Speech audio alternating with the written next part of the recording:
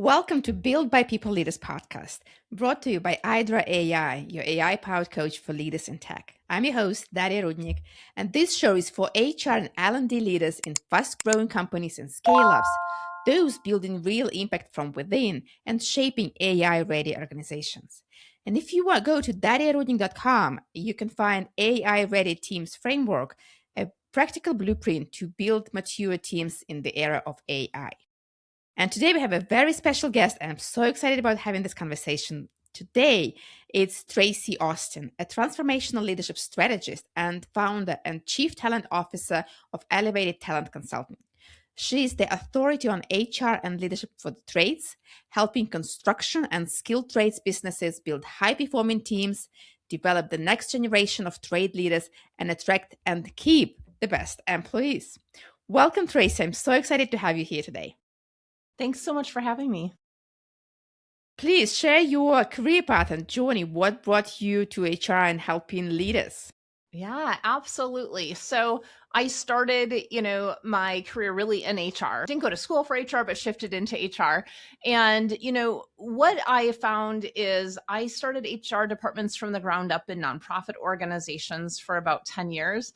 And what's so impactful about that is I had the privilege of seeing the impact of the work that we did. You saw the impact on participants. You saw the interactions with people every day, the impact on staff, the value of their work with the folks that they were serving. So that was incredible. From there, I went into actually nursing homes and became a nursing home administrator and then went into consulting. So I know. Don't you love these right turns that happen in career paths where we're like, how did that actually happen, right? I was doing a regional director position of staffing for a nursing home organization. They had about 65 homes. And this really isn't quite the right fit for me. They're like, well, do you want to become a nursing home administrator? I'm like, sure. Yeah, no. Yeah, that's incredible. I mean, we've seen people here like coming from teaching to HR, from HR to chief operation officers, and now it's amazing how careers can evolve. Yeah, absolutely. And the key with that is opportunity, right? Is it's like, hey, what is the opportunity you want for your career? Because you get to drive it. But guess what? Others are going to try to drive your career as well. And it's that push pull in there that there's huge opportunities, but you have to know what you want and what's important. Otherwise, that career will not be fulfilling. And quite honestly, you're not going to be great at it. You know what? I'm really curious. Like, before we had this conversation, you mentioned something that I want to ask you back. How do you scale without losing this care for your people? Because we all know that in fast growing companies, the speed is so much, I mean, it's so high and there's so much to do and everyone is so busy and you hire new people and you don't like absorb them while you're hiring those people because you still need to produce a lot of results. How do you scale and still care for people? Yeah, absolutely. So I'm going to go to culture first. So we define culture as the behaviors that you allow or don't allow inside of your organization, right? So that's a key piece. How are we treating people? How are we pulling things in? And what we all know is that when we are at our highest stress points, we behave at our worst. Right. And so what happens in organizations as we're scaling, there's a lot of stress. It's very fast, especially when we have PE backing, right? We are in a race for a finish line to sell this organization at a higher valuation. We need to get really good at holding two things at the same time. Culture is a piece of that. Is what is the culture we want to take through and own and hold each other accountable for? Have some grace within it. But then that other piece of caring for people is one of the rules that we really talk about quite a bit is we can't promote you to another position unless you have somebody that's behind you that's ready to step into the role that you have. And so when you start to create this expectation that folks are, hey, you've got these high aspirations of growing yourself, yet you're not going to be able to do that unless you have your replacement ready. What it does is it shifts the mindset to truly care for the folks that you're grooming into your role. And it shifts the dynamics. There's something in this for me and for the organization, but if I'm growing the folks under me, I know that as I grow, I have faith in what's happening in the role that I was just in. So it's really important the thoughts that we have around people and how we're setting our organization up to be successful. I totally agree on the culture piece. If you don't build culture, some kind of culture will emerge. But the question is whether it's the culture that will help your organization grow and succeed, or is it the culture that will destroy your organization? Because I've seen both. I've seen Yes, for cases when sure. like unaligned culture actually ruined organization. But I have a question for you regarding that. So since you said culture comes first, who owns culture? When you look at culture, your leaders own it. It is the environment that you allow or don't allow. It's the behaviors that you allow or don't allow to happen. There's going to be different cultures and different teams. There's going to be different cultures at different sites, right? And so the key is we have clarity over what is it that's most important within the culture, right? And yes, we can have, core values and whatnot, but if they're only on the wall and not lived through the organization, they don't mean anything. And that's where the behaviors become really important. Can we build our core values into our hiring processes, into our performance evaluations, into our one on ones? Absolutely. But what we have to do is we have to ensure that we have tangible examples of behaviors of what those core values mean. Do you have any kind of practical example? I have a list of values: Mhm. integrity, clarity, something else. How do I incorporate it in my hiring process? Yeah. How can I make sure that my hiring manager, the one I'm hiring for, is actually using that in the hiring process? We've done a couple things with this. So one of them is we create a hiring scorecard that we are training all of our managers on. So, the hiring scorecard is going to be the same. So it's based on head, which is what are the cognitive and behavioral pieces that we need. We also use predictive index. So like the Hmm. PI, behavioral and cognitive, becomes a key piece of that. But those are things like critical thinking. Those are things like problem solving, right?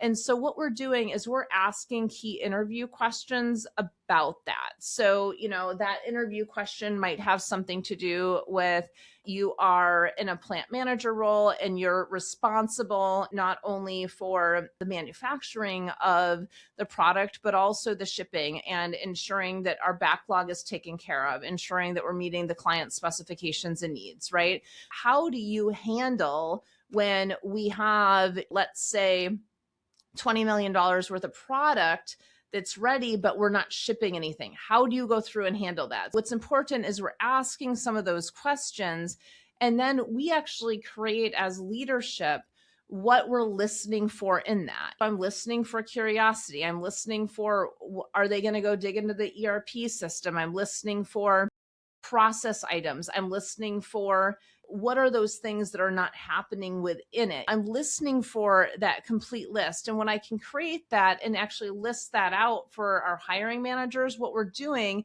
is we're designing the expectations and the culture into the training process and into the tool for them to use. And then we'll Hmm. list out acceptable, like here's what a one is, or a two, a three, a four, or a five, kind of based on that. So that's one way of doing it. Another thing that we build in is going back to culture. If appreciation is something that is key to our organization, and I'm just going to choose a sales position right now, right?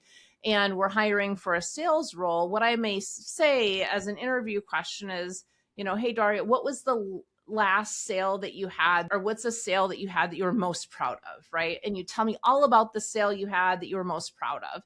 And I say, awesome. So how did you get that sale? When you start telling me how you got it and whatnot, more times than not, it came through some sort of referral, somebody you knew, blah, blah, blah. And then I say, hey, tell me, how did you go back and thank or appreciate that person that gave you that referral? There tells me they're not aligned with our core value of appreciation. So, right there, I know that they're not aligning with appreciation. And you can do this with any different one. It could be teamwork. So, an example for teamwork may be, tell me about, one of your best results at your previous position. Who was involved in that? Amazing. So Daria was involved with that. What was Daria's role? Blah, blah, blah, blah, blah. What was your role in that? How did you support her? How did she support you? So when I ask questions about it, I'm seeing if there was truly collaboration.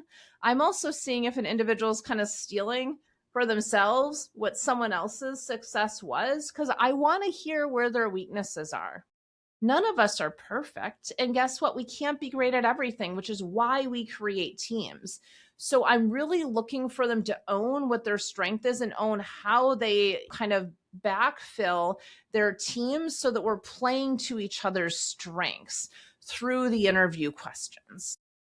I love it. Those two examples are amazing. And I love this hiring scorecard, which is basically how we, in most cases, how people hire. Let's have a talk. Let's have a conversation. Oh, I like this person. Well, this person seems like aligned with our values. How do you know that? Because they are like me. They say they agree with what I say. They tell me what I want to hear, and kind of having this group bias in hiring people. But when you actually have a scorecard where all of the interviewers who talk to this person give their scores and can tell why those scores are there, what they saw, and then discuss, that creates a lot more clarity in the hiring process. And I love the examples about cases and kind of asking people how they behaved, what they did, not just, yes, like I'm appreciation is my value. I do appreciate other people and I will appreciate that in my work. Yeah.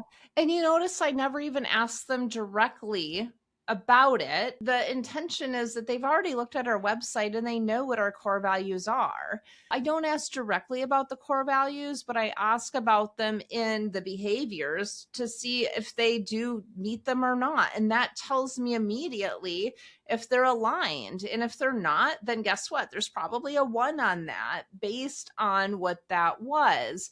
And then what we do is that same hiring scorecard, we right size it for performance management. And so those same things we're looking for in hiring are exactly what we're looking for in their performance. And it might like seem like it takes time to create those scorecards, to think about those And it does. examples. And it does, yeah. But eventually, it actually saves you more time because you hire the right people, and then you use kind of the same tools for, like I said, performance management, and you don't have to rehire and fire people just because they're not aligned with our value, like they said they are during the interview process, and you kind of felt that you like this person. Yeah, It for it sure. saves a lot of time and friction in the organization. That's true. Yes. Yes. Well, I need to ask you a question about the very hot topic that everyone is talking about, and we definitely need to talk about it as well. That is AI, with AI entering the workplace. And what I'm curious is, not a lot of HR involved in this AI transformation on the strategic level. Of course, they do implement a lot of hiring tools like AI scoring bots, but not at the strategic level, kind of defining the where companies going with AI. And my question to you is, why do you think it is, and how HR can actually get there? Yeah, I think some of it is that there's still a fear around it. I mean, AI is still relatively new. I think that there's a fear around it, but also there is a lack of education around it. And yes, there's a ton of education out there about AI, but it hasn't been sussed through yet to eliminate the noise for what we need is what I have found, right? Like, yes, there's a ton of education, but have we sussed through the noise yet to get specific results? So I do think that that's a key part of it. I think it's coming, and it's coming very quickly. The other thing for strategically with AI is if it's not adopted by the organization, it's difficult for HR to adopt it, right? Because typically HR kind of it flows into it. And how are we using AI as a full organization and the integration between the different departments? I don't think that that infrastructure has been built out well yet. But, one of the things that I do see so often is one of the disconnects between HR and the executive leadership team is HR is typically still speaking very tactically. When I see disconnects between HR and the ELT, it's because they're not speaking the same language. Executive leaders are typically looking at what is the result, what's the long term, what's the sale, what are those key things. So it's speaking in monetary terms, whereas HR is speaking in people terms and not turning it into what those monetary pieces are. I think AI can play a huge role in, with the right prompts, helping HR to say, hey, here's these trends that we see, or hey, here's my last 5 years of my climate surveys and my exit interview notes. And here's the amount of spend that we've had in these key areas. Here's the strategic plan for the next 3 to 5 years. Can you help me suss this out to determine what are the trends from the past and what has to change for us to hit these results in the future? So I do think that playing with it for our HR leaders listening, first, make sure you're playing with it in an environment that it doesn't make your information public. And that's so incredibly important, right? So whether that is doing it inside of Microsoft with Copilot or whatever that is, make sure it's not on a free version where it's becoming public information, and make sure you're following what your internal AI policies are. Like, that stuff is just really important. But start playing with it and start asking it questions. I think with AI, we have to get over the fear of it. And for me to get over the fear of it, I started playing with it with travel. And so I started playing with it with my travel planning, just to be like, okay, what does this look like if I say I want to do this or that? And it got me into a rhythm to say, oh, I can actually use it over here in this domain, or I can use it over here in this domain. So I think, sometimes it's like, hey, we want to jump all the way in with something that's really, really important. I think we need to take baby steps and play with things first. I love this playing because it's so much fun to play with AI and kind of learn with AI. And I love that you mentioned that HR people, anyone can learn with AI. Just ask questions, give some context, and see what comes out of it. But never take it for granted. Always double check, Right. triple Yeah, check, and think it through. for I sure. actually have a story where HR played a critical, role in AI transformation. They basically led, because it's a change management project, and HR is good in change management because we know how to train people. We understand the fears and concerns behind those, and we know how to plan.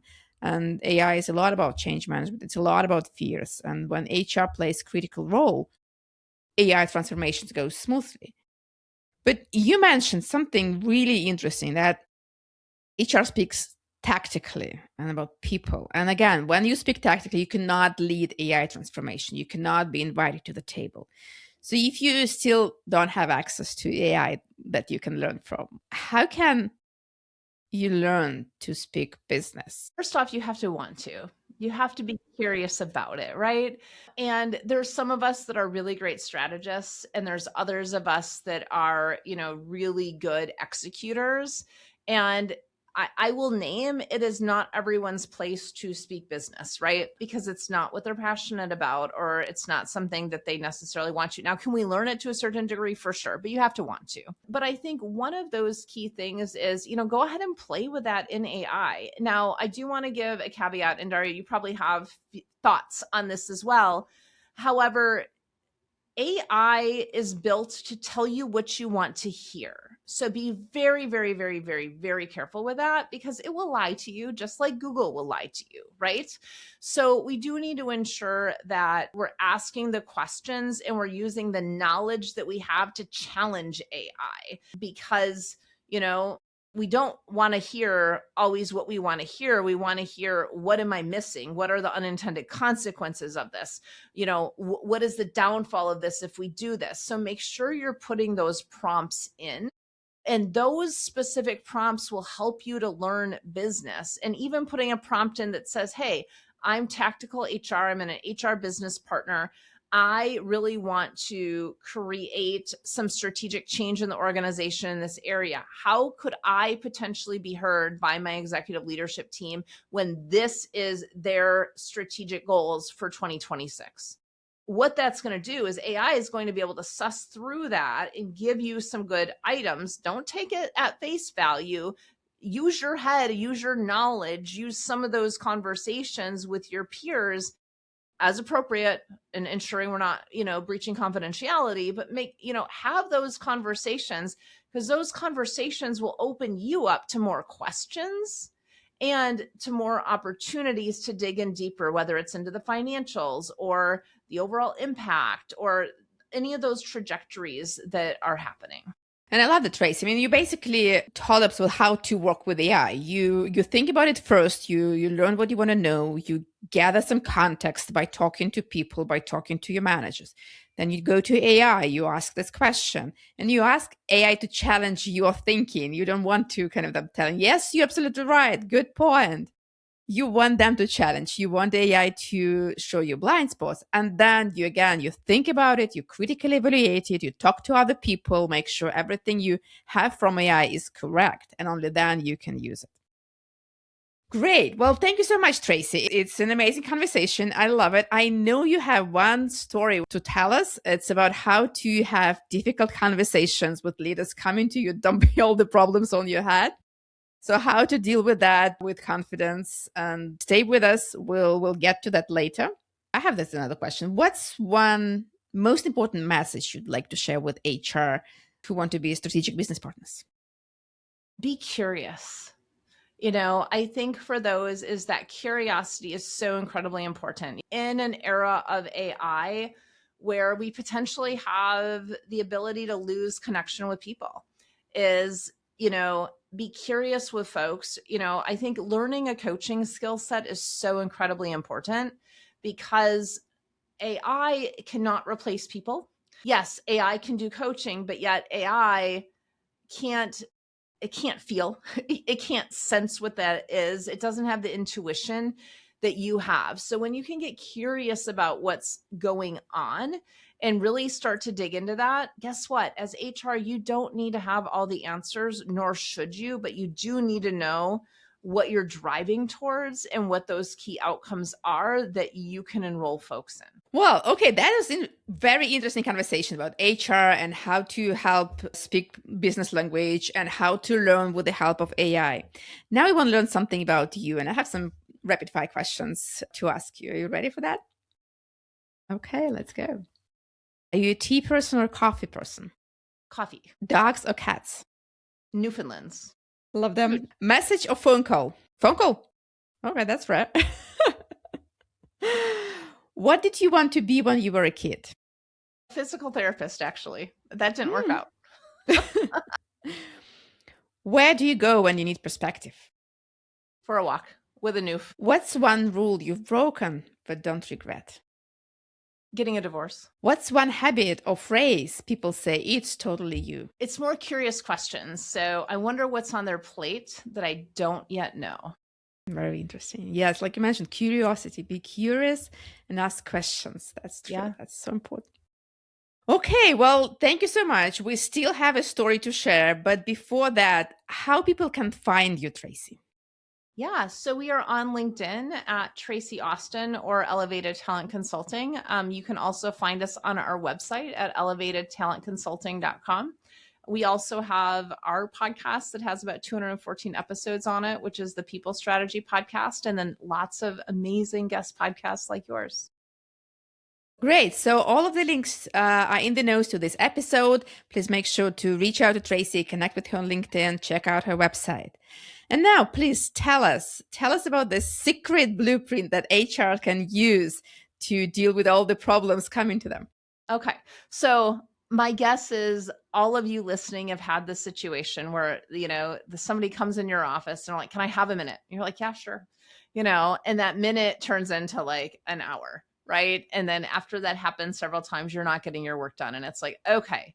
And even worse is when they come in to say, do you have a minute? They have a problem. And that problem typically starts with a complaint and they kind of dump it on your desk and do this and walk away. And then a week later, it's like, well, Traci, why didn't you get that done? It's like, that wasn't my problem to solve, but I took it on as my problem when I accepted the conversation, right? And so what I have found over time is the problems folks present with or the complaints typically aren't really what the problem is. And so we've developed this tough talk blueprint that really starts with understanding what the problem is. And so in what I will say is probably a lot of you HR folks or leaders listening are going, Traci, it's not a complaint, it's an opportunity. Yes, you're absolutely right. And if I walk out on the shop floor and I'm trying to figure out what's going wrong because I'm seeing results not happening, I don't ask them what their opportunities are. I ask them what's frustrating them. I ask them what their complaints are, and they're happy to tell me, right? So yes, we definitely want to shift complaint to opportunity. Yet if we're going to get the information, a lot of times we need to approach it in the language that our folks are using. So I'll just give you an example of one that I hear from managers a lot recently, which is no one wants to work for us or no one wants to stay, right? And so the first question I ask is, all right, what are the facts around that? When you say no one wants to work for us, tell me the facts. And they're like, huh? I'm like, no, seriously, tell me the facts. Well, I don't know. I said, hold on. I go and I pull up and I said, all right, so we've actually had 89% turnover in the first 90 days over the last 2 years in your department. And they're like, really? I'm like, yeah. He goes, yeah, nobody wants to work for us anymore. And I go, well, hold on. We hired them. So is it that they didn't want to work for us, or is it something that we're potentially doing in the first 90 days? You notice I'm approaching this with curiosity. There's no blame or shame here. I didn't say you screwed up when you hired them and you do an awful job at onboarding. I didn't say that. What I said was the data's telling me X, Y, and Z. I'm curious. What do you think from where you sit? Now, all of a sudden, we've opened up a completely different conversation, right? Then I lead into, so what's the impact on you when we have 89% turnover in your department? And his response is, I'm back on the machine 90% of the time and I can't do my job. And I've got so and so mad at me because I'm not doing X, Y, and Z. And my job's in danger because I'm not doing the management job. I said, you're absolutely right. So what do we want to do about it? Well, I don't know. I said, okay, well, then let's dig a little bit deeper. What's the impact on the organization with you being back on the machine 90% of the time? We're missing deadlines. There's customer complaints. We're not able to get the key things done. I said, okay, amazing. What's the impact on the other employees on your team? Because if we have 89% turnover in the first 90 days, what is the turnover over the year, whatnot, right? So we pulled that up. We kind of walked through that. And he's like, they're burned out and they're frustrated. I go, yeah. I said, so are we losing our best folks or are we losing our worst folks? So we use regrettable turnover and non-regrettable turnover. So we pulled those numbers up and kind of walked through that. And then I said, what's the impact on our customers? He's like, unmet expectations. I said, yep, absolutely. He said, so we've got a number of problems here that, what do we want to kind of address first? I said, let's kind of list them out. He's like, so the turnover in the first 90 days. I said, yep. What do you think is attributing to that? He's like, I don't have folks to train them, so they get frustrated and they leave. I said, amazing. Noted. What else?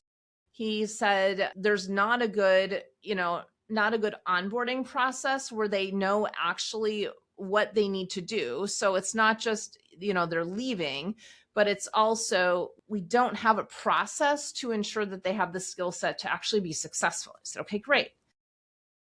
So we walked through that. So I said, we need a stronger onboarding process, potentially a buddy program with some of the folks that are already here that we can shift that. I said, what about, who are we hiring? Of course, I knew that answer, but I said, who are we hiring? He's like, anyone that walks in. I said, okay, so we've got warm body hiring. Do we want to continue that? He's like, no. I said, okay. So I said, so right here, we've just in the turnover in the first 90 days, I said, is it true that no one wants to work for us? He goes, no, I guess not. I said, I think you're right. So we're not hiring the right people. So we can solve that with doing some interview training, and we can solve that with a scorecard, which we talked about earlier in our conversation.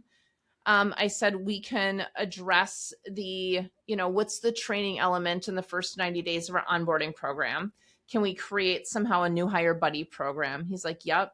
He goes, how do I get off the machine 90% of the time? I said, okay, so now we need to prioritize what's there. And I said, so what requests do we actually need to make from leadership, or what requests do you need to make in order to start to solve these? Because until those are solved, you're going to still continue to be on that machine.